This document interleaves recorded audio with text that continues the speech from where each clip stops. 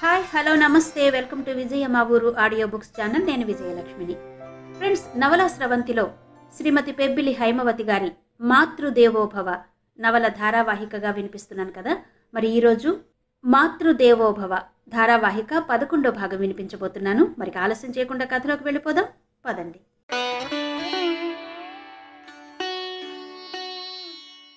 వీళ్ళిలా కాస్త స్థిమిత పడ్డారు అనుకునేంతలో రంగా వచ్చాడు. ప్రకాశానికి పెళ్లి చేసేద్దాం అంటూ. అదేంటి, సరోజ పోయి ఇంకా పట్టుమని 5 నెలలు కూడా కాలేదు, అప్పుడే పెళ్ళా అని ఆశ్చర్యపోయింది గౌరి. అది కాదు బావా, ఎన్నాళ్ళున్నా ఈ బాధ తీరేది కాదు. ప్రకాశం మాత్రం ఎన్నాళ్ళని ఉంటాడు. అక్కడ అమ్మ కూడా సరోజ పోవడంతో వంగిపోయినట్టయింది, ఏ పని చెయ్యలేకపోతోంది అన్నాడు రంగా సంజాయిషి ఇస్తున్నట్టుగా. అంతా విన్న నారాయణ ఏమనగలడు? తన బాధనంతా మనసులోనే తొక్కిపట్టి, అలాగే కానిద్దాం బావా, ఇంతకీ పిల్లెవరు అని అడిగాడు. అదే, ఆ రోజు గోవిందన్నయ్య చెప్పాడు కదా, అమ్మాయి ఇంటర్ చదువుతోందట, పేరు కమలట, రేపు వెళ్ళి చూసొద్దాం అనుకుంటున్నాను అన్నాడు రంగా. మంచిదే అయితే. మరి నీ వెంట ఎవరిని తీసుకెళ్తావు? పార్వతి రాలేదు కదా అన్నాడు నారాయణ. మన గౌరిని తీసుకెళ్దాం అనుకుంటున్నాను అన్నాడు రంగా.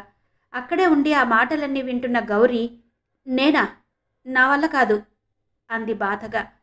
అలా అంటే ఎలాగమ్మా? జీవితం ప్రవాహం లాంటిది, అది నిరంతరం సాగుతూనే ఉంటుంది తప్ప ఎక్కడా ఆగదు. అందులో నీటి బిందువుల్లాంటి వాళ్ళం మనం, ఇలా సాగిపోవలసిందే ప్రవాహంతో పాటు అన్నాడు నారాయణ వేదాంతిలా. చివరికి సరోజ పోయి 5 నెలలు నిండకుండానే ప్రకాశంతో కమల పెళ్లి జరిగిపోయింది. సరోజ పోయి ఒంటరి అయిపోయిన ప్రకాశానికి ఓ తోడు ఓదార్పు అవసరమని గ్రహించిన బంగారి పెళ్లికైతే సుముఖత చూపించింది గాని, తీరా పెళ్ళయ్యాక తన మనవరాలు సరోజ స్థానంలోకి వచ్చిన కమలను చూసి భరించలేకపోయింది. పైకొకలా లోపలొకలా ఉండడం చేతగాని బంగారి తన అయిష్టాన్ని దాచుకోలేకపోయింది. దానికి తోడు తన కొడుకు 2వ పెళ్లివాడనే చులకన భావంతో అల్లుడిగా పెళ్లిలో సరైన మర్యాదలు జరిపించలేదని, సారె చీరలనేవి నామమాత్రంగానే ఉన్నాయని పెద్ద గొడవ పెట్టేసింది. బంగారి మానసిక పరిస్థితిని ఏమాత్రం అర్థం చేసుకొని మిగతా వారు, ఆ సారే చీరలు ఇవిడు నెత్తిని పెట్టుకుపోతుందా, చచ్చేదానికి దీనికి ఎందుకు ఇంకా అంత ఆరాటం, పెడితే పెడతారు లేకపోతే లేదు అని నలుగురు 4 రకాలుగా దుయ్యబట్టారు. కొత్త దంపతులను దీవించేందుకైనా రాని బంగారిని, అసలు నువ్వు తల్లివేనా? శుభమాని ఇంటికొచ్చిన కొత్త కోడల్ని ఇలా ఉసురు పెట్టడం ఏమన్నా బాగుందా అని మందలించింది పార్వతి. ఎవరంత చెప్పినా తన మనవరాలి స్థానంలోకి వచ్చిన కమలను చూసి భరించలేక సారచీరలు మర్యాదల సాకుతో పెద్ద అలజడిని సృష్టించేసింది బంగారి. ఉన్మాదిలా ప్రవర్తిస్తున్న బంగారి పై చేష్టలనే చూశారు గాని ఆవిడ అంతరంగంలోని బాధనెవరూ గమనించలేకపోయారు. అసలు మానసికంగా ఆవిడ సిద్ధపడకముందే ప్రకాశానికి తొందరపడి పెళ్లి చేయడం వలన వచ్చిన చిక్కే ఇదంతాను. అదే మానసిక స్థితికి లోనై ఉన్నది గౌరి కూడా. అయినా తన బాధను తనలోనే అదుముకున్నది. తల్లికి సర్ది చెప్పే ప్రయత్నం కూడా చేసింది. కానీ గౌరి మాటలని బంగారి చిన్నపిల్ల మాట కింద కొట్టిపారేసింది. తలుపులు మూసుకుని గదిలో నుండి బయటికే రాలేదు. కేశవ పెళ్లి మాయతో జరిపించినప్పుడు ఎంత పిచ్చిగా ప్రవర్తించిందో అంతకు రెట్టింపు పిచ్చిగా ప్రవర్తించింది ప్రకాశంతో కమల పెళ్లి జరిగాక. అయితే కోటి ఆశలతో కోర్కెలతో ఆ ఇంట అడుగుపెట్టిన కమల అత్తగారి ప్రవర్తన చూసి హడలిపోయింది. సినిమాలో చూసే సూర్యకాంతానికి ఈవిడకు పెద్దగా తేడా లేదనుకుంది. బంగారి మానసిక స్థితిని అర్థం చేసుకునే వయస్సు గాని అనుభవం గాని లేని కమల దృష్టిలో బంగారి ఓ రాక్షసిలా ముద్రపడిపోయింది. మరునాటికి కొంత తేరుకున్న బంగారి మామూలుగా ఉండడానికి ప్రయత్నించసాగింది. అయితే అప్పటికే జరగవలసిన అనర్థమంతా జరిగిపోయింది. రాత్రి ఆమె ప్రవర్తన వలన అందరి దృష్టిలో దిగజారిపోయింది. ఒకప్పుడు బంగారి మాట చేత ఎంతో అర్థవంతమైనవిగా ప్రయోజనకరంగా భావించిన జనాలు ప్రకాశం పెళ్లినాటితో ఆమె పట్ల చులకన భావం ఏర్పరచుకున్నారు. ప్రకాశం కమల మద్రాస్ ప్రయాణానికి సిద్ధమయ్యారు. యథాప్రకారం వారితో పాటు తన సామాన్లు సర్దుకోసాగింది బంగారి.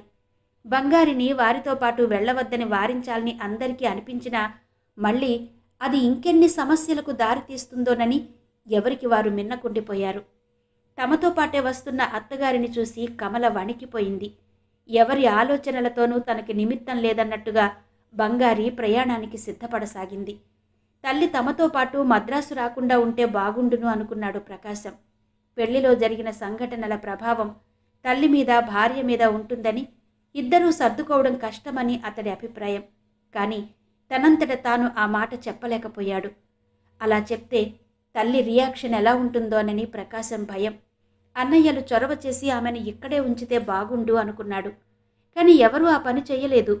అసలే సరోజ పోయిన దుఃఖంలో ఉన్న తల్లిని ఏ రకంగానూ నొప్పించడం ఇష్టం లేక తల్లిని వెంట పెట్టుకుని వెళ్ళిపోయాడు ప్రకాశం. మద్రాసు వచ్చిన దగ్గర నుండి సరోజతో గడిపిన జ్ఞాపకాలు బంగారిని పిచ్చిదాన్ని చేయసాగాయి. అడుగడుగున సరోజని, కమలని పోల్చి చూసుకుంటూ, సరోజ మాట తీరు మన్ననా ఎన్ని జన్మలెత్తినా నీకు రావు అంటూ ఎద్దేవా చేసేది కమలను. కొన్ని రోజుల పాటు బంగారి ఎన్ని మాటలన్నా మెదలకుండా ఊరుకుంది కమల.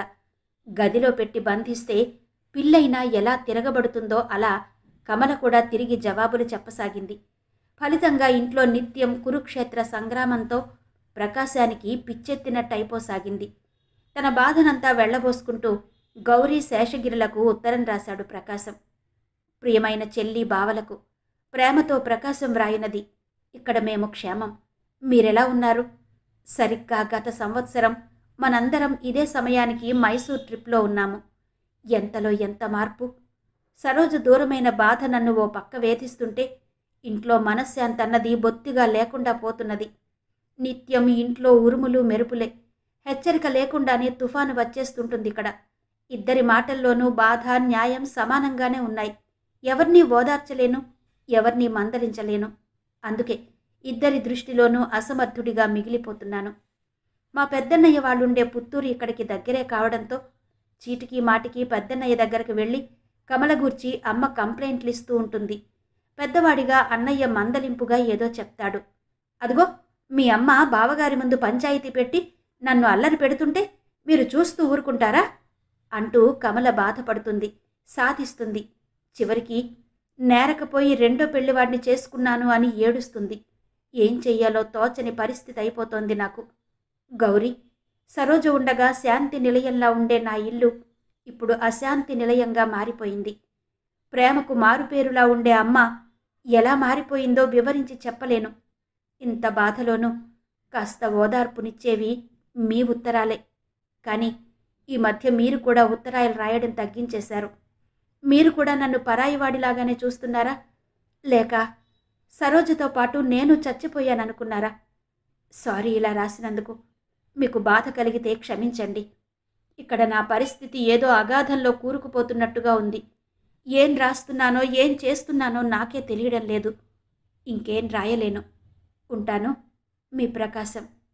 ఆ ఉత్తరం చదివిన గౌరీ, శేషగిరులు చాలా బాధపడ్డారు. ప్రకాశాన్ని ఓదారుస్తూ జవాబు రాశారు. పార్వతి గర్భవతయింది మళ్ళీ. ఇది 4వ కాన్పు కావడం వలన మనిషి బాగా నీరసించిపోయింది.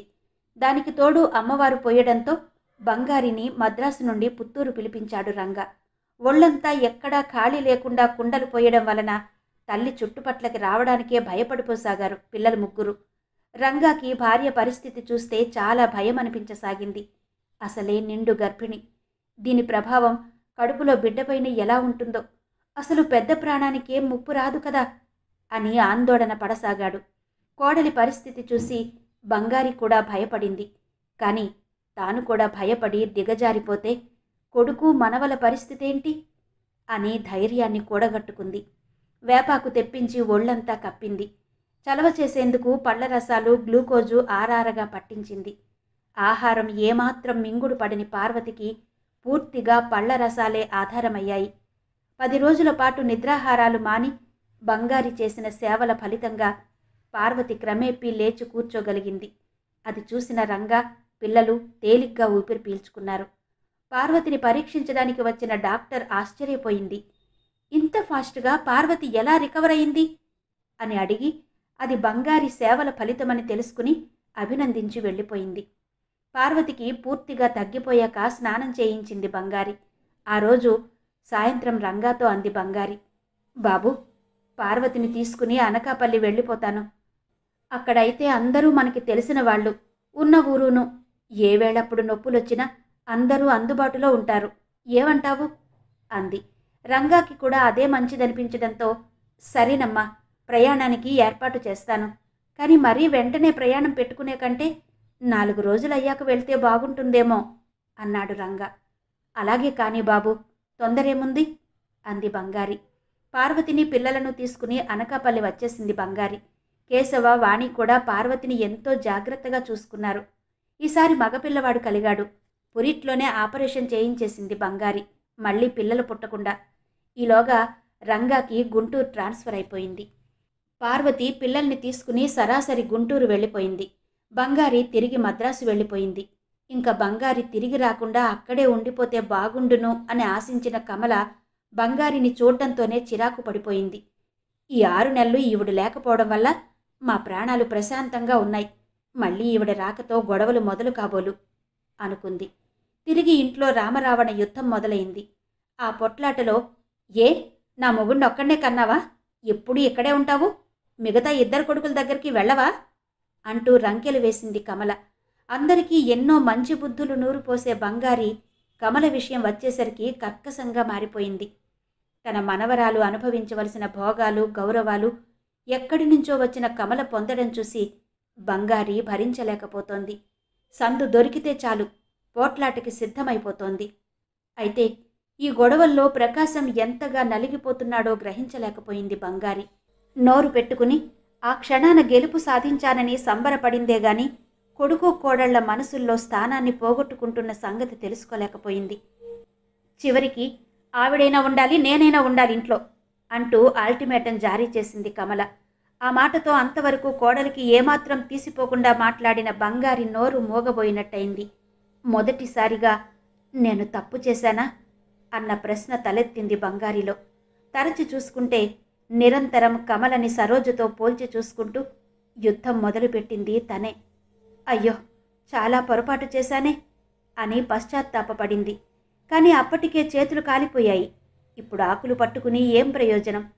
చిన్న కోడలు కమల మనసు పూర్తిగా విరిగిపోయి అత్తగారిని తరిమి కొట్టే స్థితి వచ్చాక ఏమనుకుని ఏం ప్రయోజనం?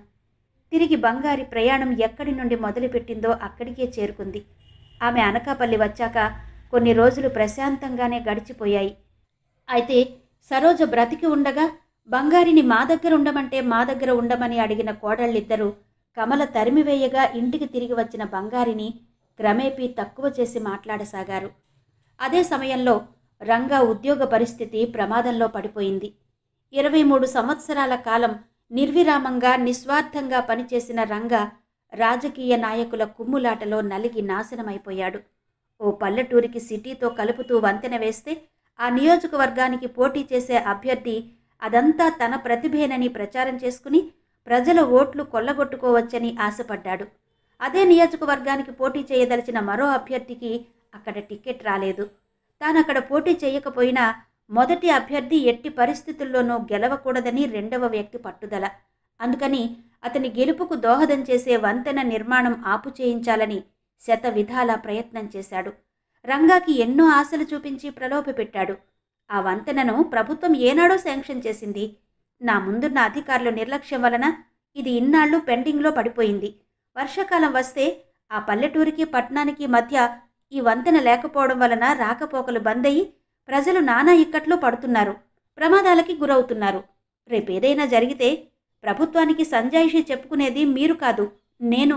కనుక ఆ వంతెన నిర్మాణం ఆపేది లేదు అని స్పష్టం చేశాడు రంగా. ఆ వంతెన నిర్మాణం జరగడం, ఆ సంవత్సరమే జరిగిన అసెంబ్లీ ఎలక్షన్లో మొదటి అభ్యర్థి బంపర్ మెజారిటీతో గెలవడం జరిగిపోయింది. దాంతో తానెంతగా చెప్పినా లక్ష్యం లేకుండా వంతెన నిర్మాణం చేసి తన ప్రత్యర్థి గెలుపుకు దోహదపడిన రంగాని నామరూపాలు లేకుండా నాశనం చేయాలని కంకణం కట్టుకున్న ఆ పెద్ద మనిషి ఓ పథకం ప్రకారం అవినీతికి పాల్పడ్డాడంటూ రంగాని కేసులో ఇరికించి అరెస్టు చేయించాడు. రంగా ఎంత ప్రయత్నించినా ఆ కేసు నుండి బయటపడలేకపోయాడు. ఫలితంగా 15 సంవత్సరాల సర్వీసు మిగిలి ఉండగానే రంగాని ఉద్యోగం నుంచి తొలగించారు. కంపల్సరీ రిటైర్మెంట్ తీసుకున్న రంగా అనకాపల్లి వచ్చేశాడు కుటుంబంతో సహా. రంగా పిల్లలు 4 చదువులకి పెళ్లిళ్ళకి ఎక్కి వచ్చే సమయం. నెల జీతం తెచ్చుకుంటున్నప్పుడే వారి అవసరాలు బొటాబొటిగా తీరుస్తూ వచ్చిన రంగా ఇప్పుడు నామమాత్రంగా వచ్చే పెన్షన్తో కుటుంబాన్ని ఎలా నెట్టుకురాగలడు? రంగా కంటే పార్వతి మరీ బెంగపడిపోయింది. పిల్లల్ని ఎలా ఒడ్డుకు చేర్చగలనా అని. తన భర్త సంపాదిస్తున్నంతకాలం అత్తవారి కుటుంబం బాగోగులు చూడటంతోనే సరిపోయింది. ఇప్పుడు సరిగ్గా పిల్లలు ఎక్కి వచ్చే సమయానికి ఇలా అయిపోయింది. ఇప్పుడు తన పెద్ద కొడుకును కాలేజీలో జాయిన్ చేయాలి. వాడిని పెద్ద చదువులు చదివించాలని ఎన్ని కలలు కన్నది తను. ఇవాళ అవన్నీ నెరవేరేనా? తన కూతుళ్ళిద్దరికీ మంచి సంబంధాలు చూసి చెయ్యగలదా? ఇలా పరిపరి విధాల పోయింది పార్వతి మనసు. కేశవకు అన్నగారి పరిస్థితి చూస్తే చాలా బాధగానే ఉంది. కానీ బ్రతకలేక బడిపంతులన్నట్టు నెల నెలా జీతం సక్రమంగా అందని తానెలా సాయం చేయగలడు? ఆ పైన కిడ్నీ పేషెంట్ అయిన భార్యకు మందులిప్పించడం, ప్రతి నెల ఎంతో కొంత మల్లేశ్వరి కుటుంబానికి సాయం చేయడంతో కేశవ పరిస్థితి కూడా కటాకటిగానే ఉంది. ఇలాంటి స్థితిలో పార్వతి అనకాపల్లొచ్చాక ఉన్నంతలోనే తిందాం, ఒకరికి భారం కావద్దు అంటూ అదే ఇంట్లో ఉంటున్నా వేరుగా వంట ప్రారంభించింది. రంగాకి కూడా అదే మంచిదనిపించింది. కనీసం తల్లి భారమైన అన్నకు తగ్గించాలన్న ఉద్దేశంతో బంగారిని తన దగ్గరే ఉంచుకున్నాడు కేశవ. రంగా స్టీల్ ప్లాంట్లో బిల్డింగ్ కన్స్ట్రక్షన్స్ చేస్తున్న ఓ ప్రైవేట్ కాంట్రాక్టర్ దగ్గర బిల్డింగ్ సూపర్వైజర్గా జాయిన్ అయ్యాడు. పార్వతి ఇంత బ్రతికి ఇంటెనక చచ్చినట్టు ఇదేం పని అని నెత్తి నెరు బాదుకుంది. ప్రెస్టేజ్కి పోయి కాళ్ళు చేతులు ముడుచుకుని ఇంట్లో కూర్చుంటే కడుపు నిండుతుందా? నన్నింకా ఇబ్బంది పెట్టకు అంటూ భార్యకి నచ్చ చెప్పాడు రంగా. ఎలాంటి పరిస్థితినైనా గుండె నిబ్బరంతో ఎదుర్కొనే ధైర్యాన్ని తల్లి నుండి పుణికి పుచ్చుకున్న రంగా పరిస్థితితో రాజీ పడిపోయాడు. ఆ విధంగా రంగా ఎంచుకున్న ప్రత్యామ్నాయ మార్గం వలన తిరిగి ఆ కుటుంబం గాడిలో పడినట్టయింది. ఏ ఆటంకమూ లేకుండా రంగా పెద్ద కొడుకు కూతురు కాలేజీలో జాయిన్ అయ్యారు. బంగారి ప్రతిరోజు ఊర్లో ఉన్న తన ఇద్దరి కూతుళ్ల దగ్గరకు వెళ్ళి క్షేమ సమాచారాలు కనుక్కుని వస్తుంటుంది. అక్కడ లక్ష్మికి కూతురు పోయిందన్న ఇబ్బంది తప్ప మరేం లేదు. మల్లేశ్వరికి మాత్రం ఆదాయం తక్కువ, ఖర్చులెక్కువ కావడం వలన నిత్యం దేనికో దానికి వెతుక్కోవడమే. అక్కడికి సరోజ పెళ్ళయ్యాక లక్ష్మి మల్లేశ్వరి రెండో కూతురిని తన దగ్గర పెట్టుకుంది. సరోజు పోవడంతో మల్లేశ్వరి రెండో కూతురిని పర్మనెంట్గా తనే ఉంచేసుకుంది లక్ష్మి, పెద్ద కూతురు స్థానంలో మల్లేశ్వరి కూతురును చూసుకుంటూ. అయినా మిగతా పిల్లల్ని పెంచడం గగనంగా ఉంది మల్లేశ్వరికి. ఇంత వయస్సు వచ్చినా ఆదిబాబుకు మాత్రం ఒక స్థిరమైన పనంటూ లేకపోవడంతో ఆ కుటుంబం ప్రతిదానికి తడుముకునే పరిస్థితే. మల్లేశ్వరి బాధలను చూసే బంగారి అవన్నీ ఇంటికి వచ్చాక తన కొడుకు కోడళ్లకు చెప్పి వాళ్లకి సాయం చేయమని ఒత్తిడి తీసుకురాసాగింది. తన కుటుంబం కష్టకాలంలో ఉన్నప్పుడు కష్టపడి సంపాదించి తన కుటుంబాన్ని సాకిందే గాని ఎవరినీ చెయ్యి చాచి అడగలేదు. పైగా ఉన్నంతలో ఇతరులకు సహాయపడింది. అలాంటి బంగారి తన కూతురు విషయం వచ్చేసరికి సాయం చేయడం అలవాటుగా మార్చిందే గాని కష్టపడి సంపాదించుకోమని చెప్పలేకపోయింది. రెండో అల్లుడికి తన ఖర్చుల కోసం కొడుకులిచ్చే 10-25 దాచి మల్లేశ్వరి అవసరాలు, కరెంటు బిల్లు కట్టడం, రేషన్ బియ్యం విడిపించడం లాంటి పనులు చేయసాగింది. ఓ పక్క తామంతా అవస్థలు పడుతున్నా ఇంకా సాయం చెయ్యండి అంటూ తమని పీడించే బంగారి అంటే పార్వతికి వాణికి చిరాకెత్తిపోసాగింది. ముఖ్యంగా వాణికి మరీ పెరిగిపోయింది చిరాకు. ఓ పక్క అత్తగారు, మరో పక్క భర్త కేశవ తాను చూసి చూడకుండా ఈ కొంపంతా దోచిపెట్టేస్తున్నారు. నా ఒక్కగానొక్క కొడుకును బికారిని చేసేటట్టున్నారు వీళ్ళిద్దరూ అని మండిపడసాగింది. ఇప్పుడు మీ అన్నయ్య వాళ్ళు బాగానే ఉన్నారు గనక వాళ్ళని కూడా కొన్నాళ్ళు మీ అమ్మని చూడమని చెప్పండి అని పోరు పెట్టసాగింది వాణి. కేశవ, వాణి ప్రత్యేకంగా నోటితో చెప్పకపోయినా రోజూ వాళ్ల వాదులాటలు వింటున్న రంగా, పార్వతి చివరికి బంగారిని తమ దగ్గరకు వచ్చి ఉండమని బంగారిని పిలిచికెళ్లారు. ఎక్కడ ఉన్నా బంగారి తన ధోరణిని మార్చుకోకుండా మల్లేశ్వరి సంసారం కోసం తాపత్రయపడుతుండడం పార్వతికి ఎంతమాత్రం నచ్చలేదు. ఉన్నప్పుడేవో చేశాం, ఇప్పుడు మా బతుకులేడడమే మా కష్టంగా ఉంది, ఇంకొకళ్ళ భారాన్ని మేమెలా మోస్తాం అంది పార్వతి కోపంగా. నేను అష్టకష్టాలు పడి నా పిల్లల్ని పెంచి ప్రయోజకుల్ని చేశాను. ఇవాళ నా కొడుకుల్ని ఆ మాత్రం అడిగే హక్కు లేదా? దాని బతుకు బాగోకే కదా మిమ్మల్ని దేవరించేది అంది బంగారి ఉక్రోషంగా. ఎవరి పిల్లల్ని వాళ్ళు పెంచుకోవడం, చదివించుకోవడం అది ఓ గొప్పేనా? వెనకటికి నీలాటోడే అన్నాడట, ఆలికి అన్నం పెట్టడం ఊరికి ఉపకారమని. అలా ఉంది నీ పని అంది పార్వతి వెటకారంగా. ఊరికి ఉపకారమని నేను అనలేదు. మొగుడు తెస్తే ఇంట్లో కూర్చుని కబుర్లు చెప్పేవాళ్ళు ఆ మాటంటే తప్పుగాని, నాలాగా రాత్రి పగలు కష్టపడి ఆ మాటంటే దానికో విలువుంటుంది. కూలోడి కొడుకు కూలోడిగా మిగిలిపోకూడదని కష్టపడి మిమ్మల్నందర్నీ ఇంతటి వాళ్లను చేశానే. అన్న కూతురివని భ్రమసి కండంత దాన్ని తీసుకొచ్చి పెంచి పెద్ద చేసి నీకింత బ్రతుకునిచ్చానే. ఇదేనా నీకు నా మీదున్న విశ్వాసం? నీ చిన్న కొడుకు కడుపులో ఉన్నప్పుడు చావు బతుకుల్లో ఉన్న నీకు ఎంత సేవ చేశానో అప్పుడే మర్చిపోయావా? ఇలాంటి మాటలని నా రుణం బాగా తీర్చుకుంటున్నావులే అంది బంగారి ఆవేశం కాస్త ఏడుపుగా మారిపోగా ముఖానికి కొంగు అడ్డం పెట్టుకుంటూ. అంతవరకు నువ్వెంత అంటే నువ్వెంత అని పోట్లాడుకున్న ఆ అత్తాకోడళ్ళిద్దరూ ఎవరికి వారే బాధలో మునిగిపోయారు. ఇంత చేసిన నాకు వీళ్ళిచ్చే ప్రతిఫలం ఇదా అని బంగారి. ఏ నేను మాత్రం ఏం తక్కువ చేశాను? నా భర్త సంపాదనంతా ఇంతకాలం వీళ్లే తిన్నారు కదా, ఇప్పుడు లేదని చెప్తే అర్థం చేసుకోదేంటివిడా? అన్నిటికీ మించి తనకి సేవ చేసిన విషయం, పెంచిన విషయం బంగారి ప్రస్తావించడం మరింత కోపాన్ని కసిని రేపింది పార్వతిలో. తనని కృతజ్ఞురాలిగా చూస్తున్న అత్తగారిని ఇంకెంత మాత్రం ఉపేక్షించకూడదనుకుంది ఉక్రోషంగా. రంగా డ్యూటీ నుంచి వచ్చాక జరిగిన దానికి చిలవలు పలవలు కల్పించి తామున్న పరిస్థితిని కూడా లెక్క చేయకుండా బంగారి కూతురికి సాయం చేయమని ఎలా ఒత్తిడి చేస్తుందో చూడమని చెప్పడంతో రంగాకి బాగా కోపం వచ్చింది తల్లి మీద. అసలే ఉద్యోగం పోయి మానసికంగా ఆర్థికంగా కుంగిపోయి నేనుంటే ఇప్పుడు కూడా తోబుట్టువులకు ఏదో చెయ్యాలి అంటున్న తల్లిని చూస్తే చిరాకెత్తిపోతోంది రంగాకి. నేనింత కష్టంలో ఉంటే ఇంకా డబ్బుల కోసం వేధించే ఈవిడసలు తల్లేనా అని రగిలిపోయాడు రంగా. క్రమేపీ తల్లిపై ఏవగింపును పెంచుకుని తల్లితో మాట్లాడడమే మానేశాడు. పెళ్లైన 10 సంవత్సరాల తర్వాత గౌరి గర్భవతి అవడంతో అందరూ ఎంతో అపురూపంగా చూశారు. మల్లేశ్వరి కోసం అందరితో పోట్లాడిన బంగారి గౌరి పురిటి ఖర్చులు ఎలాగూ వీళ్లకు తప్పదు, తొలిచీల బిడ్డకు ఏమి పెట్టకపోతే బావుండదని తన చేతి గాజు కరిగించి గౌరి కొడుకు మెడలోకి గొలుసు చేయించింది. తన కూతురికి లేక కలిగిన సంతానం ఎవరి తిట్లు దీవెనలకు గురి కాకూడదని. బంగారి అలా గాజు కరిగించి గొలుసు చేయించినందుకు ఎవరూ అభ్యంతర పెట్టలేదు. పైగా ఓ ఖర్చు తగ్గినందుకు గుండెల మీద కుంపటిని దింపినట్టుగా హ్యాపీగా ఫీల్ అయ్యారు. ఆ వేసవిలో ప్రకాశం కమలను తీసుకుని సెలవులకింటికొచ్చాడు. ప్రతి సంవత్సరం సెలవుల పేరిట మరిది తోడికోడలు వచ్చి 4 రోజుల పాటు తిష్ట వేయడం చాలా కష్టంగా ఉంది పార్వతికి వాణికిను. కానీ మగవాళ్ల మధ్య గల అన్యోన్యత వలన ఏమీ చెయ్యలేకపోయారిద్దరూను. ఎలాగైనా ఈసారి ప్రకాశం మద్రాసు వెళ్లేటప్పుడు బంగారిని వాళ్లతో పాటు పంపాలని ఆలోచన చేశారు తోటికోడళ్ళిద్దరూ. ప్రకాశం తీరిగ్గా ఉన్న సమయం చూసుకుని ఆ విషయమే కదిపింది పార్వతి. చూడు బాబు, ఇన్నాళ్ళు ఏదో విధంగా అన్నీ సర్దుకొస్తున్నాం. ఇక ఏటెళ్ల కాలం మీ అమ్మ బాధ్యత చూడాలంటే మా వల్ల కాదు. కొడుకువై ఉన్నందుకు మా భారం నువ్వు కూడా కొంత పంచుకుంటే బాగుంటుంది అంది పార్వతి. నిజమే వదినా, మీ ఇబ్బందులు తెలియనివి కావు. కానీ అక్కడ వీళ్ళిద్దరూ పోట్లాడుకొని క్షణముండదు.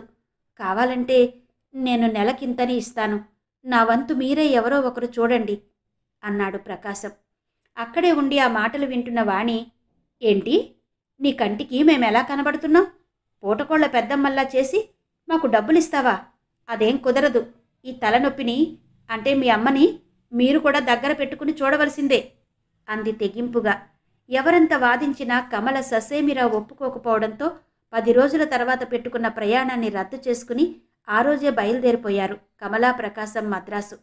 వాళ్ళు వెళ్ళిపోయాక ఆ కోపం ఈ కోపం బంగారి మీద గుమ్మరించారు తోటికోడళ్ళిద్దరూ. వాళ్ళకేం తీసిపోనట్టుగా బంగారి వాళ్లతో సమానంగా గొడవ పడసాగింది. తమ కూతుళ్ళిద్దరూ బంగారితో పడుతున్న ఘర్షణలు దేవుడయ్య సూరిబాబులకు తెలిసి మందలించారు. చెల్లెలికి సర్దుకుపొమ్మని నచ్చ చెప్పే ప్రయత్నం చేశారు. అయినా ఫలితం లేకపోయింది. అన్నదమ్ముల మాటలు విన్న బంగారి, ఎవరికైనా కష్టం అంటే ఆదుకోకుండా ఊరుకోలేని నేను ఈరోజు నా కన్న కూతురు కష్టపడుతుంటే ఎలా ఊరుకోనన్నా? మీరే చెప్పండి. నా కోడళ్ళకి కష్టం కలిగించే పని నేనెప్పుడైనా చేశానా? వాళ్ళకి ఆరోగ్యాలు బాగోపోతే రాత్రి పగలు ఏ తేడా లేకుండా సేవ చేసింది నేను కానా? తమ్ముడు కూతురు వాణికి 2 కిడ్నీలు చెడిపోతే మల్లేశ్వరికి నచ్చ చెప్పి దాని కిడ్నీ ఇప్పించి వాణి ప్రాణం నిలబెట్టింది నేను కాదా? ఎందుకన్నా వీళ్ళందరూ నన్నిలా చిత్రవధ చేస్తారు? మనం పరవాణం తింటూ ఉంటే అది నా కూతురికి పెట్టమనలేదే? కాసింత గంజి తాగేందుకు ఆధారం చూపించమంటున్నాను. వీళ్ళు నన్ను చూడలేదని, నాకు పెట్టలేదని నేనెప్పుడూ అనను. నాకు వీళ్ళు పంచభక్ష పరవాణాలు పెట్టినా అక్కడ నా కూతురు కూటికి లేక అవస్థ పడతా ఉంటే నేను తిండెలా తినగలను? చెప్పండి. వీళ్ళెవ్వరూ నన్ను అర్థం చేసుకోవడం లేదు. కనీసం మీరైనా అర్థం చేసుకోలేరా అంది బంగారి బాధ ఆవేశము కలగలిపినట్టుగా. అది కాదు బంగారి, వాళ్ల పరిస్థితులు కూడా గమనించాలి కదమ్మా. అసలే రంగాకి ఉద్యోగం. దేవుడయ్య మాటల్ని పూర్తి చేయనీయలేదు బంగారి. ఏమన్నా మాట్లాడితే అందరూ రంగా ఉద్యోగం అంటారు. వాడేం అడుక్కు తినడం లేదు. ఇవాళ పెన్షన్ వస్తుంది, వేరే ఏదో ఉద్యోగం చేసుకుంటున్నాడు. ఆడపిల్లల పెళ్లి కోసం అప్పుడెప్పుడో పల్లెటూరులో కొన్న పొలం అమ్మి బ్యాంకులో డబ్బేసుంచాడు. ఏదో చిన్న ఇబ్బంది వచ్చిందని దాన్ని ఆసరాగా చేసుకుని కూటికి గుడ్డకి మొహం వాచినట్టు ఇలా మాట్లాడడం ఏమీ బాగాలేదు. వాడికొచ్చిన కష్టానికి నేను బాధపడ్డాను. కానీ మనకంతే ప్రాప్తముందని సరిపెట్టుకుని ముందుకు నడవాలి. రంగా అదే పని చేస్తున్నాడు. కానీ అందరూ కలిసి ఏదో జరిగింది, మనం కష్టంలో ఉన్నామని వాణ్ణి మరింత కుంగిపోయేలాగా చేస్తున్నారు. ఇలా చేసే నా కొడుక్కి నా మీద లేకుండా చేసేసింది నీ కూతురు. వాడు నన్ను అమ్మ అని పిలిచి ఎన్నాళ్ళయిందో నీకు తెలుసా? మొండెముండను గనుక అలా తిని తిరిగేస్తున్నాను. ఒక్కోసారి నేను పెంచిన పార్వతేనా ఇలాగ మాట్లాడుతున్నదని ఆలోచిస్తానంతే అంది బాధగా బంగారి. అది కాదక్కా, అన్నీ తెలిసిందానివి, నిన్నటిదాకా అందరితో మంచి అనిపించుకున్న దానివి. ఈ చివరి రోజుల్లో ఎందుకక్కా ఇలా మాటలు పడ్డాం అన్నాడు సూరిబాబు. మాటలు పడ్డం నాకు మాత్రం సరదా ఏమిట్రా? నేను మంచిగా ఉందామనుకుంటే మాత్రం ఉండనిస్తున్నారేట్రా నీ కూతుళ్ళిద్దరూను? ఆ వాణికి నా మీద ఏమాత్రం విశ్వాసమున్నా ఇంట్లో ఇలా గొడవలయ్యేవట్రా? పోయి ప్రాణాన్ని దక్కించిన మల్లీశ్వరి మాట ఎత్తితే చాలు మండిపోతున్నది. మల్లీశ్వరి కూతురు పెళ్లికి తన చేతి గాజులమ్మి ఇచ్చానని గొప్పలు చెబుతున్నది. అది బ్రతికి లేకపోతే ఈ గాజులెవరివి, ఈ మాటలెవరివి చెప్పు? అన్నీ చూడ్డానికి ఆ పరమాత్ముడే ఉన్నాడని చూస్తున్నాను. ఇలా వీధిలో పెడుతున్నారు మీ ఇద్దరి కూతుళ్ళును. అదేమంటే ప్రకాశం నన్ను తీసుకెళ్లలేదని వంతు పెడుతున్నారు. వాడు తీసుకెళ్లని దానికి నాదేనా తప్పు? ఆ మొగుడు పెళ్ళాలిద్దరూ మాకు పిల్లల్లేని బాధలో మేమున్నాము, ఏదో వాళ్ల బాధ ఏదో వాళ్ళు పడుతున్నారని వదిలేయకుండా మనశ్శాంతి లేకుండా చేస్తున్నారని వాళ్ళంటున్నారు. వీళ్ళందరికీ నేను బతికుండడమే పెద్ద ఆటంకంగా మనశ్శాంతి లేకుండా ఉంది. నేను పోతే అందరి బాధలు తీరిపోతాయి అంది బంగారి కళ్ళు తుడుచుకుంటూ. ఆ మాటలతో దేవుడయ్య మనస్సు చివుక్కుమంది. అదేం మాట బంగారి, ఊరుకో. పిల్లలు తెలిసి తెలియక ఏదో అంటారు, చేస్తారు. మనమే సర్దుకోవాలి, తప్పదు అన్నాడు ఓదారుస్తున్నట్టుగా. ఒకప్పుడు పిల్లల్ని చదివించాలి, బాగుపడాలి, వాళ్ళు పెద్ద బతుకులు బతకాలి అని ఆరాటపడిన బంగారి తన కోసమంటూ ఏమాత్రం ఆలోచించుకోలేదు. ఈరోజు ఇంతమంది పిల్లలున్నా వంతుల పాలయ్యి అవస్థ పడుతోంది. అసలిలాంటి రోజు తన బ్రతుకులో వస్తుందని ఏనాడూ ఊహించలేదు. ఒక సంవత్సరం ఒకరు, ఇంకొక సంవత్సరం ఇంకొకరు వంతుల వారి చూస్తున్న పార్వతీ వాణీలు ప్రకాశం ఏమాట చెప్పకుండా వెళ్ళిపోవడంతో రెచ్చిపోయారు. మద్రాసు వాళ్ళు తీసుకెళ్తేనే నేను చూస్తాను. అసలు మీ అమ్మ ఇంట్లో ఉంటే మీ అన్నయ్య ఎటన్నా వెళ్ళిపోతారట. అందువలన ఇక మీ అమ్మని చూడను అని తెగేసి చెప్పింది పార్వతి. వాళ్ళిద్దరూ వదిలేస్తే నేనేనా చూసేది? నేను అసలే కిడ్నీ పేషెంట్ని, నా వల్ల కాదు అంది వాణి. వాళ్ళిద్దరికీ అంత ఇష్టం లేనప్పుడు నేనిక్కడ ఓ గదిలో విడిగా వండుకుంటాను. నాకు నెలకి ఎంతో కొంత చొప్పున ఇవ్వండి అంది బంగారి. ఆ మాటలన్నీ విన్న కేశవ, చాలా బాగుంది, మీలో మీరే నిర్ణయాలు తీసేసుకుంటున్నారు. ఎవరైనా వింటే ఈ మాట మన ముఖాన్నే ఉమ్మూస్తారు. ముసలి వయసులో తల్లికి పిడికెడన్నం పెట్టలేరా అని. ఇదిగో వాణి, ఎవరేమనుకున్నా నేను చెప్పేది ఒక్కటే. నేను ఇంట్లో ఉండాలంటే నాతో పాటు బతికున్నంతకాలం నా తల్లిని చూడవలసిందే. ఇందులో ఇంకెవరూ మాట్లాడవలసిందేమీ లేదు అంటూ వెళ్ళిపోయాడు కేశవ అక్కడి నుంచి. సాధారణంగా కేశవ ఏ విషయంలోనూ ఎక్కువగా జోక్యం చేసుకోడు. వీలైతే తన శక్తి మేరకు ఇతరులకు సాయం చేయడం తప్ప ఎవరి నుండి ఏమీ ఆశించడు. అందుకే అన్న కాదన్నా, తమ్ముడు తప్పుకుపోయినా కన్న తల్లిని వీధుల పాలు చెయ్యకుండా తనకు చేతనైనంతలో అడ్డుకోగలిగాడు. కేశవ నోటితో అనకపోయినా చూపులతోనే తనని నిలదీస్తున్నట్టుగా అనిపించి ఉక్రోషంతో అక్కడి నుండి తప్పుకుంది పార్వతి. వానికి మేనత్తంటే ప్రత్యేకమైన కక్షేమీ లేదు. పైగా తన ప్రాణదాతగా చాలా భక్తి గౌరవాలున్నాయి. మాటలెన్ని అనుకున్నా ఏనాడూ తిండి విషయంలో బంగారికి ఎటువంటి లోటు చెయ్యలేదు. ఆపరేషన్ అయి లక్షలు ఖర్చు పెట్టి అప్పులు పాలైన భర్త, అనారోగ్యంతో ఉన్న తనకి సాయం చేయవలసింది పోయి తన నెత్తిన అత్తగారి భారాన్ని అదనంగా మోపిన తోడికోడళ్ల మీద మంటను ఎలా తీర్చుకోవాలో అర్థం కాక అత్తగారైన మేనత్త మీద గుమ్మరిస్తోంది ఆ కోపాన్ని వాణి. మల్లేశ్వరి ఆర్థిక అవసరాలు తీర్చే సాకుతో. మెల్లగా రంగా తన కొడుక్కి డిగ్రీ వరకు చెప్పించి స్టీల్ ప్లాంట్లో ఉద్యోగం వేయించాడు. ఇద్దరి కూతుళ్లను కూడా డిగ్రీ వరకు చదివించి పెళ్లిళ్లు చేసి అత్తారిళ్లకు పంపేశాడు. చిన్న కొడుకు మరీ అత్యవసర మార్కులతో 10th పాస్ అవడంతో డొనేషన్ కట్టి బెంగళూరులో పాలిటెక్నిక్ కోర్సులో జాయిన్ చేశాడు. కేశవ ఉన్న ఒక్క కొడుక్కి చదువు అవ్వకపోవడంతో రిటైర్మెంట్ బెనిఫిట్స్తో కొడుకు ఒక ఫ్యాన్సీ షాప్ పెట్టి పెళ్లి జరిపించేశాడు. మల్లేశ్వరి ఆడపిల్లల ముగ్గురికి గంతకు తగ్గ బొంతలన్నట్టుగా అన్నదమ్ముల అక్క చెల్లెళ్ల సహకారంతో పెళ్లిళ్లు జరిపేశారు. మల్లేశ్వరి కొడుకు కష్టపడి చదువుకుని సెంట్రల్ గవర్నమెంట్ ఉద్యోగం సంపాదించి రాజధానిలో స్థిరపడిపోయాడు. ఈలోగా ఆదిబాబు పక్షవాతం వచ్చి చనిపోవడంతో తల్లిని తనతో పాటు తీసుకెళ్లిపోయాడు రాజధానికి. ఆ విధంగా మల్లేశ్వరి కష్టాలు గట్టెక్కాయి. ఈలోగా బాగా ఆరోగ్యం దిగజారిన వాణి గట్టిగా గొడవ పెట్టింది. మీ అమ్మనింక నేను చూడలేను, నా ఆరోగ్యం దెబ్బతిన్నది. మీ అన్నయ్య వాళ్ళు చూడనంటున్నారు కనుక మద్రాసు తీసుకెళ్లి దిగబెట్టి రండి అంది వాణి. అనారోగ్యంగా ఉన్న వాణి మాటలను గతంలోలా కొట్టి పారేయలేకపోయాడు కేశవ. బంగారిని తీసుకెళ్లి ప్రకాశం దగ్గర దింపి వచ్చాడు. వారం రోజులు తిరగకుండానే ప్రకాశం బంగారిని తీసుకుని అనకాపల్లొచ్చేశాడు. తానింతా చెప్పి పంపిస్తే తన అనారోగ్యాన్ని కూడా గమనించకుండా అత్తగారిని తీసుకొచ్చిన ప్రకాశంపై నిప్పులు కురిపించింది వాణి. తను చచ్చినా ఎవరికీ బాధ లేదన్న ఆక్రోశం వాణిని పిచ్చిదాన్ని చేసింది. నానా అల్లరి చేసేసింది. ఇదంతా చూస్తూ కూడా పార్వతీ రంగా నిమ్మకు నీరెత్తినట్టు ఊరుకున్నారు. పాత మాటే పట్టుకుని ప్రకాశం తీసుకెళ్లి చూస్తేనే తాము చూస్తామని.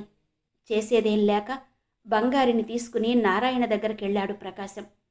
బావా, నా సంగతి నీకు తెలియంది కాదు. నాన్న పోయిన దగ్గర నుండి అన్ని విషయాల్లోనూ మా నాన్నలాగే ఆదుకున్నావు. కమల సంగతి మీ అందరికీ తెలుసు కదా. అమ్మ అక్కడ ఉన్నా సుఖంగా ఉండలేదు. కనుక నువ్వే నన్ను కష్టంలో ఆదుకోవాలి. అమ్మకెంత ఖర్చయితే అంతా నేనిచ్చుకుంటాను. అమ్మని నీ దగ్గరుంచుకో బావా. ఇదే సరోజ అడిగితే కాదంటావా అని లక్ష్మి చేతులు నారాయణ చేతులు పట్టుకుని అడిగాడు దీనంగా. అదేంటి ప్రకాశం అలా అంటావు? మీ అమ్మ మిమ్మల్ని కన్నదైనా నన్ను పెంచింది కనుక నాకు తల్లితో సమానమే. ఇవాళ నుండి ఆవిడకు 3 కాదు 4 కొడుకులు అన్నాడు నారాయణ డగ్గుత్తికతో. లక్ష్మి కళ్ళ నీళ్లతో తల్లి వంక తమ్ముడి వంక చూసింది. ఇంతమందిని కని ఇవాళ నిరాధారమై అల్లుడి పంచన తలదాచుకోవలసిన గతి పట్టినందుకు బంగారి కళ్ళు ధారాపాతంగా వర్షించసాగాయి. నేనేం తప్పు చేశానని నా కొడుకులు నన్నిలా ఇంటి నుండి వెళ్ళగొడుతున్నారు అని కుమిలి కుమిలి ఏడవసాగింది బంగారి. నారాయణ లక్ష్మి పొదివి పట్టుకుని బంగారిని ఇంట్లోకి తీసుకెళ్లారు. అత్తా, ఏ దిక్కు లేని నన్ను చేరతీసి నీ కొడుకులతో సమానంగా పెంచావు. ఇవాళ ఏదో పరాయి చోటున ఉండవలసి వస్తుందని ఇంత బాధపడతావెందుకు? ఇంతకాలమైనా నన్ను పరాయివాడిగానే భావిస్తున్నావా? నన్ను నీ కొడుకు అనుకోలేవా అన్నాడు నారాయణ అనునయంగా. ఏమ్మా, కొడుకులే గాని కూతుళ్ళు నీ బిడ్డలు కారా? నా దగ్గరున్నంత మాత్రాన ఏదో నీ అభిమానం దెబ్బతిన్నట్టుగా చిన్నతనంగా ఎందుకు భావిస్తావమ్మా అంది లక్ష్మి తల్లిని చేతులతో చుట్టేస్తూ. తనని ఓదారుస్తున్న కూతుర్ని అల్లుణ్ణి పట్టుకుని ఏడ్చేసింది బంగారి. ఎలాంటి బ్రతుకెలాగైపోయిందమ్మా. ఆనాడు మీ నాన్న అంటూనే ఉన్నాడు, ఒంట్లో ఓపికున్నా లేకపోయినా రాత్రి పగలు కొడుకులు కొడుకులంటూ ఎగబడుతున్నావు. వీళ్ళు చదువుకుని మనల్ని ఉద్ధరిస్తారో, చీచీ మట్టెదవల్లారా అని తన్ని తరిమేస్తారోనని. ఈ కర్మమంతా మీ నాన్న చూడకుండానే దాటి వెళ్ళిపోయాడు. నేనే పాపాత్మురాలిని. ఇవన్నీ పడమని దేవుడు నా ముఖాన రాశాడు. అసలు నా తల్లి సరోజ బతికుంటే నేనిలాగ వీధుల పాలైపోయేదాన్నా అంటూ ఏడవసాగింది. అమ్మా, అలాగనకమ్మా. మేముండగా నువ్వు వీధుల పాలెందుకవుతావు? నా కూతురు బ్రతికుంటే నిన్ను పువ్వుల్లో పెట్టుకుని చూసేదే, కాదనను. కానీ నేను దాని కన్న తల్లిని, నీ కన్న కూతురు. నన్ను కూడా పరాయిదాన్ని చేసేస్తావా అంది లక్ష్మి కళ్ళ నీళ్లతో. లేదమ్మా, లేదు. ఆ ధైర్యంతోనే తమ్ముడితో ఇక్కడికొచ్చాను. ఏదో మనసుండబట్టలేక అలా బాధ కొద్దీ ఏదో అనేశాను అంది కూతురి మాటలతో ఉపశమనం పొందిన బంగారి. మరోసారి తల్లి గూర్చి అక్కాబావలతో జాగ్రత్తలు చెప్పి ఖర్చులకు నారాయణ వద్దంటున్నా కొంత డబ్బు చేతిలో పెట్టి వెళ్ళిపోయాడు ప్రకాశం. 2-3 నెలలు ఏ ఒడిదుడుకులు లేకుండా ప్రశాంతంగానే గడిచిపోయాయి. గౌరి వచ్చి తల్లిని చూసి వెళ్ళిపోయింది. గతంలో ప్రతిరోజు తన ఇంట్లో ఉండగా కూతుళ్ళిద్దరినీ చూసేందుకు వచ్చేది ఇక్కడికి బంగారి. ఇప్పుడు ఇక్కడి నుండి తన ఇంటికి ప్రతిరోజు వెళ్ళసాగింది బంగారి. అలా వెళ్ళడానికి 2 కారణాలు. ఒకటి కొడుకులను చూడాలని ఆతృత అయితే, రెండవది తాను ఎంతో కష్టపడి కట్టుకున్న ఆ ఇంటిని రోజుకు ఒకసారైనా కళ్ళతో చూసుకుని తృప్తి పడాలి. గడిచిన గతకాలపు ఆనందాలకు స్మృతి చిహ్నంగా మిగిలిన ఆ ఇల్లంటే బంగారికి ప్రాణం కంటే ఎక్కువ. తన భర్త తనువు చాలించిన ఇంటిలోనే తాను కన్ను ముయ్యాలనే పిచ్చి కోరిక బంగారిది. ఆ కోరిక తీరినా తీరకున్నా ఆ ఇంటిని చూడకుండా ఉండలేదు బంగారి. బంగారి అలా రోజూ తమ ఇళ్లకి రావడం, తాము చూడకపోయినా అత్తగారిని ఆడబడుచు చూస్తున్నదనే విషయాన్ని పదే పదే ఆవిడ తమకు గుర్తు చేయడానికే వస్తుంది అనే గిల్టీనెస్ పార్వతి వాణిలిద్దరిలో బలీయంగా ఉంది. అయితే డైరెక్ట్గా అత్తగారిని వాణి ఏమీ అనేది కాదు. పైగా తినడానికి ఏమైనా ఉంటే పెట్టేది. పార్వతి మాత్రం బంగారి ఉనికినే భరించలేనట్టుగా ప్రవర్తించేది. అసలు బంగారిని ఒక మనిషిలాగా చూసేది కాదు. వీళ్లతోనూ వాళ్లతోనూ తమను ఏదో విధంగా అల్లరి పెట్టేందుకే బంగారి రోజు ఇలా ఇంటికొస్తుందని చెప్పసాగింది. అది చాలదన్నట్టు పెద్ద మొనగాళ్లలా తీసుకెళ్లి ఇంట్లో పెట్టుకున్నారు. అయినా ఇక్కడికొచ్చి రోజు ఏదో ఒకటి తింటూనే ఉంటుంది. అంత బాగా చూస్తున్నారన్నమాట వాళ్ళు అని లక్ష్మిని నారాయణని ఎద్దేవగా అనేది. ఆ మాటలు ఏదో విధంగా లక్ష్మికి నారాయణకు చేరేవి. తాము ఆవిడను కంటికి రెప్పలా చూసుకుంటున్నా ఇలాంటి మాటలు కాయవలసి రావడం చాలా బాధనిపించింది ఇద్దరికి. అసలు అక్కడికి రోజు ఎందుకెళ్లడం? నిన్ను ప్రకాశం మాకు అప్పగించి వెళ్ళాడు. వాడొచ్చి తీసుకెళ్లేదాకా నువ్వు అక్కడికి వెళ్ళొద్దు. కేశవ ఎలాగూ రోజూ వచ్చి నిన్ను చూసి వెళ్తూనే ఉన్నాడు. పార్వతీ రంగాలకు నీ పొడ ఏమాత్రం గిట్టడం లేదు. ఇంకా ఎందుకు అక్కడికి నీ పరుగులు? వాళ్ళు మేమేదో నీకు సరిగా తిండి పెట్టలేక రోజూ అక్కడికి పంపిస్తున్నట్టు మాట్లాడుతున్నారు అన్నారిద్దరూ బాధగా. ఆ మాటలు యథార్థమైనవే అయినా తనకు తోచింది తప్ప ఇతరులు చెప్పే మాటల్ని ఏమాత్రం అర్థం చేసుకోలేని స్థితికి చేరుకున్న బంగారి, వీళ్లు కూడా అందరిలాగే నన్ను చిన్నచూపు చూస్తున్నారు అన్న అభిప్రాయానికి వచ్చేసింది. తన ఇంటికి తాను వెళ్లకుండా కట్టడి చేయడం తన స్వేచ్ఛని అరికట్టడంలాగానే భావించింది. ఇవాళ కర్మం చాలక మీ కొంపలో పడున్నందుకు మీరేమైనా అంటారు. అందరూ నా సొమ్ము తిని నా రొమ్ములు పొడిచేవాళ్లే. మీ అందర్నీ ఎలాగ సాకాను? చివరికి నన్ను పురుగు కంటే హీనంగా చూస్తున్నారు. నీరు పల్లమెరుగు, నిజం దేవుడెరుగు. నాలో తప్పుంటే అది నన్నే కొడుతుంది అనేది బంగారి ఆక్రోశంగా. ఇలాంటి మాటలు బంగారి మాట్లాడడంతో లక్ష్మికి నారాయణకు పిచ్చి పట్టినట్టుగా అయ్యేది. మేం చెప్తున్నదేంటి, ఆవిడ మాట్లాడుతున్నదేంటి? ఏదో అభిమానంతో దగ్గరకు తీసిన తమని అనవలసిన మాటలేనా ఇవి అని బాధపడసాగారు. కొడుకులు వదిలేసినా ఎంతో ఓపిగ్గా చూస్తున్న కూతుర్ని, అల్లుణ్ణి మరింత అభిమానించవలసిన బంగారి తనకేదో అన్యాయం జరిగిపోతున్నదన్న అవగాహన లోపంతో కూతురు అల్లుడి పట్ల అకారణ వైరం పెంచుకోసాగింది.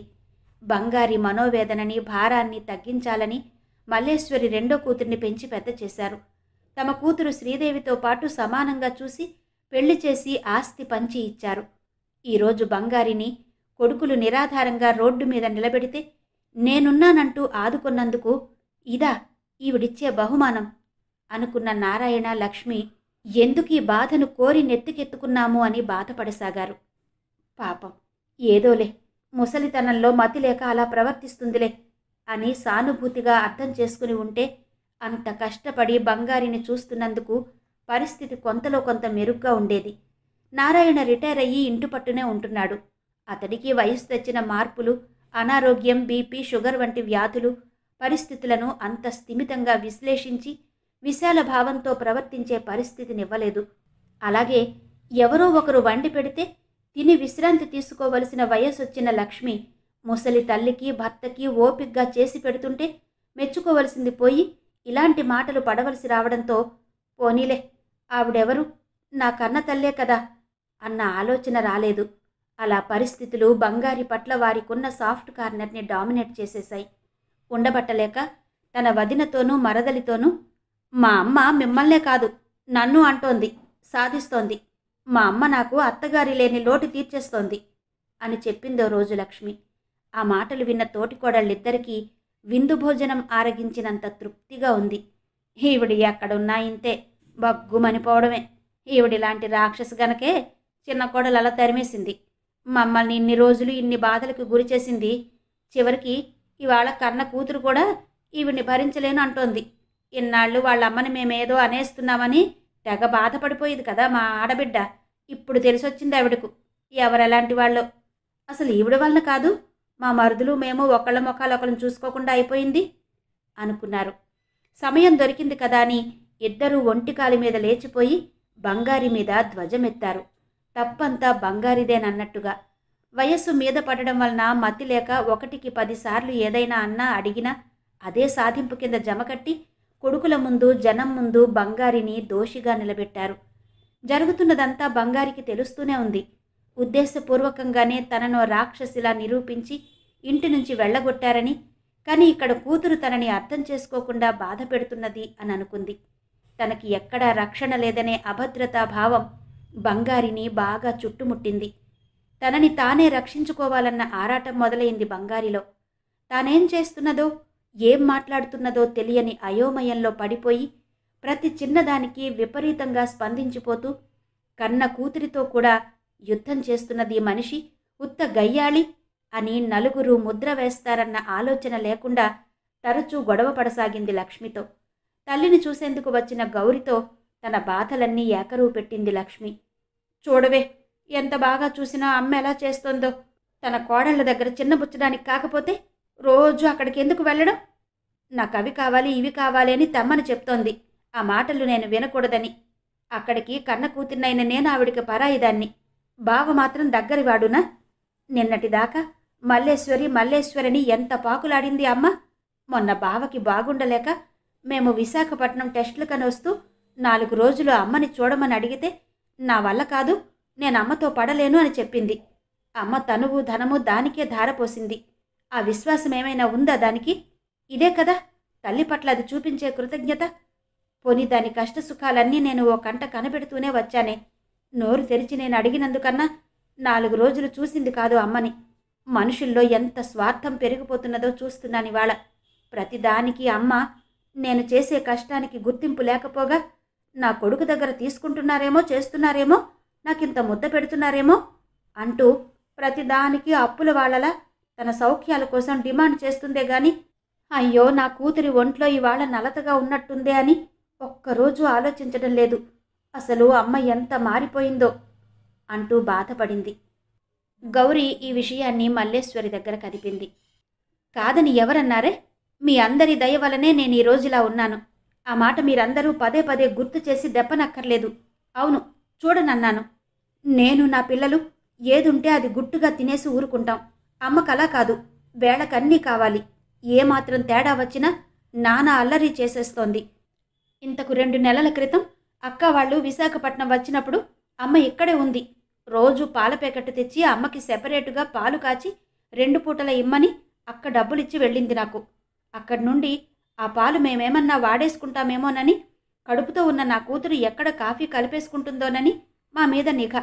ఏ కూర వండినా ఏమీ బాగుండలేదని వంక పెట్టేది. అది భరించలేకే నేను చూడనన్నాను. దానికి అక్క చిలవలు పలవలు కూర్చి వదిన వాళ్లతో చెప్పింది. నేను జరిగింది చెప్పాను అంది మల్లేశ్వరి. ఆ మాటలన్నీ విన్న గౌరీ నిర్ఘాంతపోయింది. అమ్మ ముసలితనం వలన మతి భ్రమించి ఏదో చేస్తే కడుపులో పెట్టుకోవలసిన కన్న కూతుళ్ళు మీరిద్దరూ కలిసి అమ్మనిలా వీధిలో పెట్టడం బాగుందా? ఇన్నాళ్ళు మనందర్నీ కడుపులో పెట్టుకుని కాపాడింది కాదా? ఏదో చేసిందే అనుకో, అలా బయట పెట్టడమేనా? అందుకే వదినలిద్దరూ కలిసి అమ్మని మరింత అలుసు కట్టేశారు. ఎంత బ్రతుకు బ్రతికింది, ఎందరికి ఎన్ని రకాలుగా సాయం చేసింది. ఈ రోజున తన బిడ్డలతో తానే చీ అనిపించుకోవలసి వచ్చిందమ్మ అంది గాద్గదికంగా గౌరీ. ఆ మాటలతో ఆలోచనలో పడిపోయింది మల్లేశ్వరి.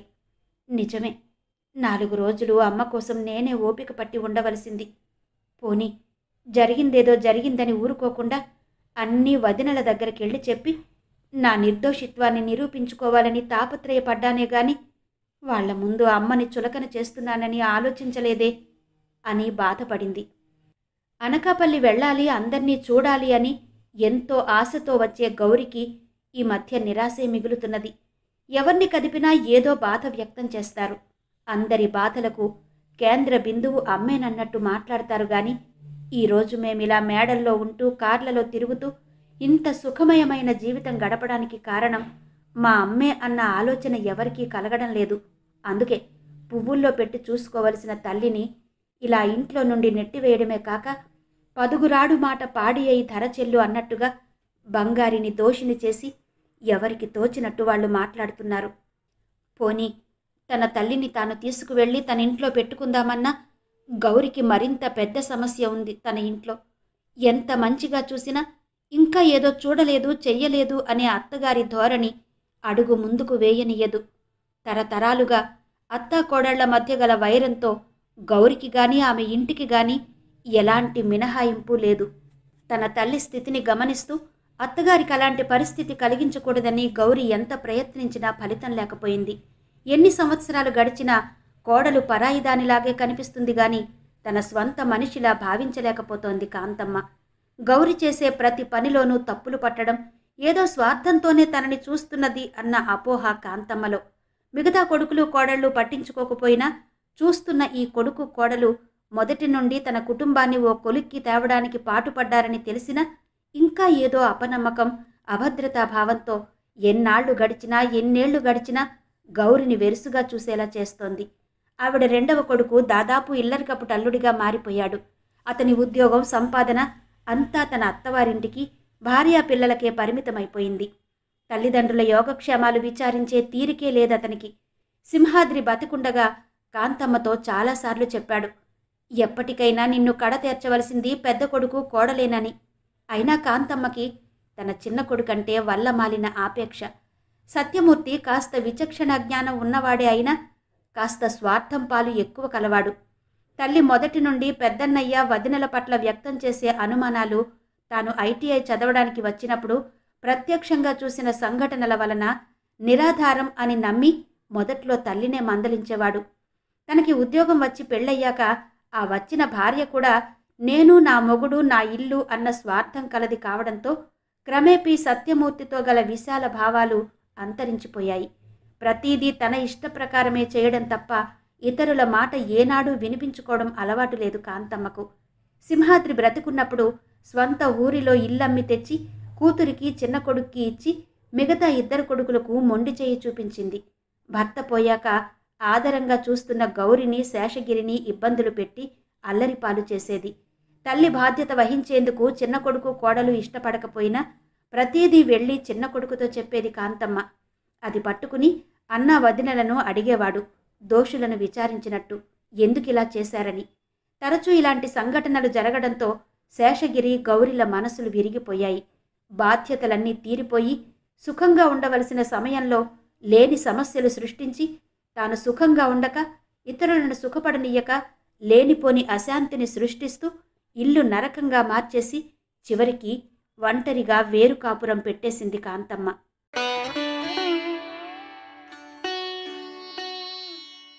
మాతృదేవోభవ శ్రీమతి పెబ్బిలి హైమవతి గారి నవల ధారావాహిక 11వ భాగం విన్నారు కదా. మిగిలిన కథ రేపు ఇదే సమయానికి, అంటే సరిగ్గా రాత్రి 7 గంటలకు మీకు వినిపిస్తాను. మరంతవరకు సెలవు. నమస్తే.